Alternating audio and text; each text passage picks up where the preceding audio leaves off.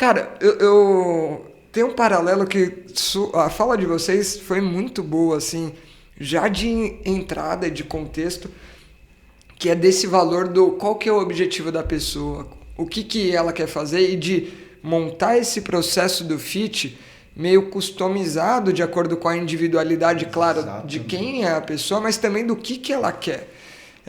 E acho que isso é a fórmula do sucesso para qualquer coisa que a gente está atuando num sistema biológico, né? Porque você tem que desenhar esse sistema para aquele contexto específico.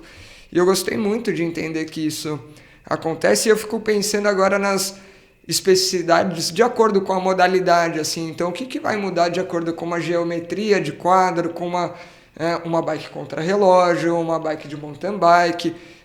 Tem algumas coisas que são preservadas e meio que uniformes para todas elas, o que é, o que não é, o que é muito específico. Uma baita pergunta longa que talvez seja o resumo do podcast, mas já me vem essa curiosidade da individualidade no esporte, sabe? Então, ó, uma coisa que a Ângela pode complementar super bem, que a gente já falou, é a história de avaliar bem o corpo de quem tá passando pelo fit, né? Isso parametriza muito o que a gente vai fazer, né? Então, assim, estruturalmente, a hora que você pega eu sempre falo isso pro cliente, olha, se você fosse um robô e fosse tudo preciso, previsível, era muito fácil. A gente tirava umas medidas aqui, fazia umas contas, botava você na bike e o fit estava pronto em, sei lá, 1 hora. Mas a gente não faz fit em robô, a gente faz fit em ser humano e cada um, né, como vocês sabem muito bem, comanda o corpo de um jeito. E o corpo funciona de um jeito muito particular, né? Ele constituiu aquele corpo ao longo de rotina, exercício, enfim, tem um histórico e a gente tem que lidar com ele, né? Então, essa é uma das coisas mais legais, né? Uma das maiores belezas do trabalho é essa, porque é sempre um desafio, né? Então, claro, tem fits que fluem super bem, tudo que a gente vai fazendo, a gente vai alcançando um objetivo super rápido. E tem fits que a gente tem que andar muito de lado até a gente conseguir ir para frente, né? Tem que testar isso, testar aquilo, testa selim, testa altura, mexe no sapato, põe apoio no pé, tira apoio do pé.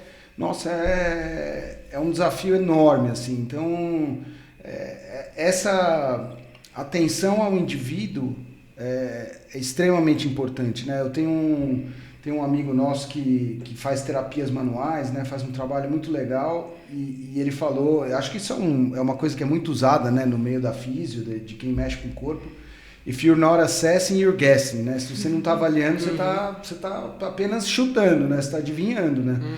Então, assim, tem muita gente que, por exemplo, já passou por alguns fits e a hora que passa no fit conosco e vê todos os testes e tudo mais, todas as coisas que a gente anota, fala assim, nossa, mas o olhar de vocês é muito mais criterioso e crítico, né?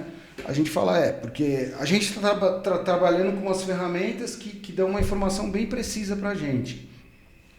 E se a gente não tem os parâmetros, se a gente só segue o parâmetro que o sistema está dando, ou um parâmetro biomecânico conhecido, cara, eu não sei se esse parâmetro vai ser bom para você, né? Então, o importante é isso, olhar bem para o indivíduo, né? Acho que a Ângela pode complementar bem essa fala.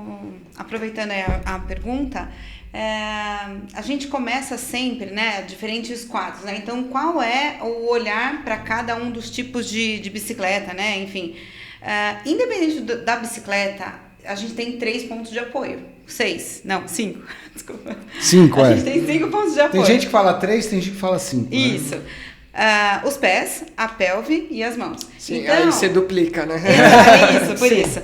Então, a gente começa sempre pelos pés, né? Isso é uma coisa assim, meio que a gente tira todas as medidas da bike, mas a gente começa avaliando os pés, porque é ali que está a propulsão. E isso tem muito a ver com o trabalho que a gente faz na físio, totalmente, né? Os pés é o único ponto, né, para quem usa sapatilha, obviamente, que está preso, está fixo. Então, a gente começa apoiando bem o pé. E a partir daí a gente passa para o segundo ponto, que é o selim, né? Que a gente procura sempre estabilizar, né? Sempre ter uma boa estabilidade, um bom ponto fixo ali para ter uma boa propulsão.